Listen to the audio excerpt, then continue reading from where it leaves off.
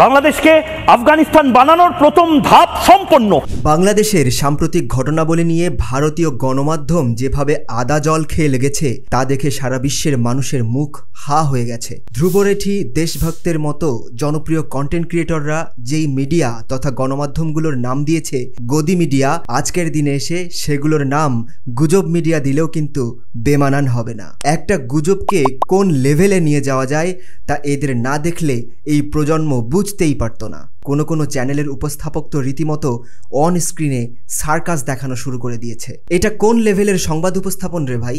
ভারতীয় গুজব মিডিয়ার মধ্যে বাংলায় স্পেশালি রিপাবলিক বাংলা নামের একটা টেলিভিশন চ্যানেলে দেখানো হয়েছে সম্প্রতি সংঘটিত হওয়া ছাত্র আন্দোলন নাকি আসলেই কোনো ছাত্র আন্দোলন নয়। ছাত্র আন্দোলনের পেছন থেকে নাকি অন্য কেউ বাংলাদেশকে আফগানিস্তান বানানোর প্রথম ধাপ সম্পন্ন করে ফেলেছে। শুধু এইখানে থেমে গেলেও পারত, কিন্তু না, তারা আমার দেশের ছাত্র জনতার গণ অভ্যুত্থানকে জঙ্গিবাদ এবং তালেবানের সাথে তুলনা করেছে। বাংলাদেশে স্লোগান উঠছে, বাংলা হবে আফগান, আমরা হব তালেবান। বাংলাদেশকে আফগানিস্তান বানানোর প্রথম ধাপ সম্পন্ন। আবারও বলছি, এটা ছাত্র আন্দোলন নয়, এটা স্বাধীনতা আন্দোলন নয়, এটা বিপ্লব নয়। কলকাতার কিছু বুদ্ধিজীবী তারা হয়তো ও মাগো কি সুন্দর বিপ্লব হচ্ছে। ঘটনাদৃষ্টে আমার মনে হয় এই দাদাটি বাড়ি থেকে বেরোনোর আগে তার মাথার ঘিলুটার ভার নিতে পারছিলেন না বলে বৌদির কাছে জমা দিয়ে এসেছিলেন, কিংবা তার খুব শখ করেছে গুজব ছড়িয়ে নোবেল পুরস্কার ঘরে আনবেন। যেখানে বিবিসি, CNN এর মতো আন্তর্জাতিক এবং সর্বজন সমাদৃত গণমাধ্যম বলছে এইটা স্টুডেন্টদের মুভমেন্ট, এইটা জেনজি রেভলিউশন, সেই ঘটনাকে আমাদের প্রতিবেশী দেশের সার্কাস মিডিয়া জোকারের মতো করে জঙ্গিবাদ বলে বলে মুখের ফেনা তুলে ফেলছে। এই পর্যন্তও যা হোক সহ্য করেছে মানুষ, ফ্রিতে নিউজ চ্যানেলে কিছুটা বিনোদনও নিয়েছে। কিন্তু তারপর তারা কি করলো? তারা একের পর এক নতুন নতুন গুজব নিয়ে খেলতে শুরু করলো। তারা বাংলাদেশে সংখ্যালঘুদের উপর নির্যাতন হচ্ছে বলে জোর দাবি জানাতে শুরু করলো।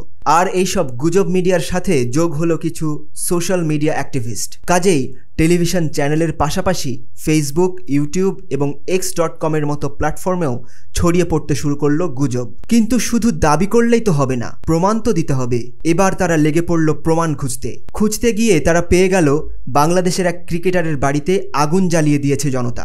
ব্যাস, সাংবাদিকতার নিয়ম নীতির তোয়াক্কা না করে তারা জানিয়ে দিল যে বাড়িতে আগুন দেয়া হয়েছে সেটা বাংলাদেশের হিন্দু ক্রিকেটার লিটন দাসের।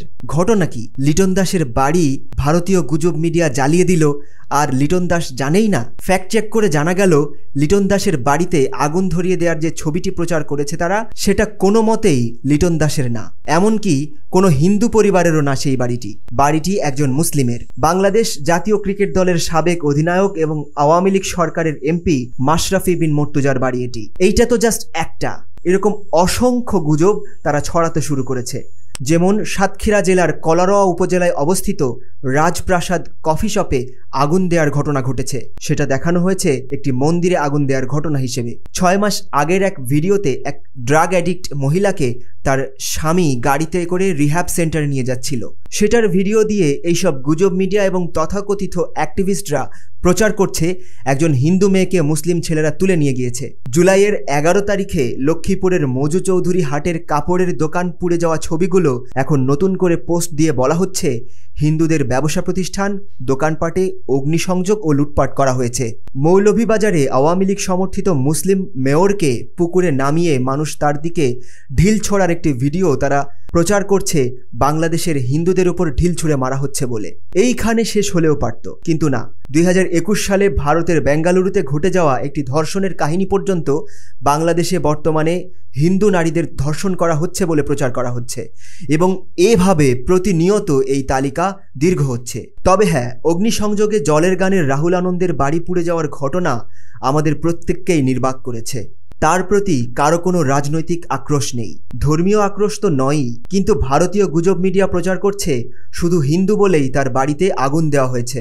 ফারহানা হামিদ নামের একজন উদ্যোক্তা ফেসবুকে লিখেছেন, রাহুলদার বাসায় আগুনের সঙ্গে তার ধর্ম, বর্ণ, জাত, সংস্কৃতির কোনো সম্পর্ক নেই। এমন গুজব না ছড়ানোর অনুরোধ করছি। সেটা রাহুল আনন্দ নিজের ভেরিফাইড ফেসবুক পেজে শেয়ার করে লিখেছেন, প্লিজ লেখাটা পড়ুন এবং সত্যটা জানুন। আমরাই গড়ব সাম্যের বাংলাদেশ। রাহুল আনন্দের স্ত্রী উর্মিলা শুক্লা ফেসবুকে লিখেছেন, ধানমন্ডি 32-এর সবগুলো বাড়িতেই আগুন লাগানো হয়েছে। তাদের বাড়িওয়ালা জনাব আইনুল হকের 3তলা বাড়ি, সেখানে প্রথম ভাঙচুর করা হয় এবং আগুনও দেয়া হয়। তার লেখা থেকেই বোঝা যায় তাদের বাড়িটা ধানমন্ডি 32-এ থাকার কারণেই এই ঘটনা ঘটেছে, যেখানে তাদের বাড়িওয়ালা আইনুল হকের বাড়িতেও আগুন দেওয়া হয়েছে। আইনুল হক তো মুসলিম, তাহলে হিন্দু বলেই আগুন দেওয়া হয়েছে, এমন কথা রীতিমতো অমূলক। বলেন তো কোন লেভেলের দুর্বল ব্রেনের অধিকারী হলে এই জেনজিয়ের আমলে এসে এইভাবে গুজব ছড়ানো যায়? তাদের এইসব গুজব রোধে হিমশিম খাচ্ছে ফ্যাক্ট চেকাররা। রিউমার স্ক্যানার, ডিসমিস ল্যাবের মতো ফ্যাক্ট চেকিং প্রতিষ্ঠানের পাশাপাশি দেশ বিদেশের গণমাধ্যমও এসব গুজব নিয়ে প্রতিবেদন প্রকাশ করেছে। সম্প্রতি বাংলাদেশের হিন্দু মহাজোটের মহাসচিব গোবিন্দচন্দ্র প্রামাণিক আল জাজিরাকে দেয়া এক সাক্ষাৎকারে বলেন, হিন্দু সম্প্রদায়ের একজন নেতা হিসেবে আমি নিশ্চিত করে বলতে পারি, হামলার কারণ রাজনৈতিক, সাম্প্রদায়িক নয়। দেশ জুড়ে যতগুলো হিন্দু বাড়ি বা অবস্থানে হামলা হয়েছে তার থেকে 10 গুণ বেশি মুসলমান বাড়িতে হামলা হয়েছে, শুধুমাত্র আওয়ামী লীগের রাজনীতির সঙ্গে জড়িত ছিল বলে।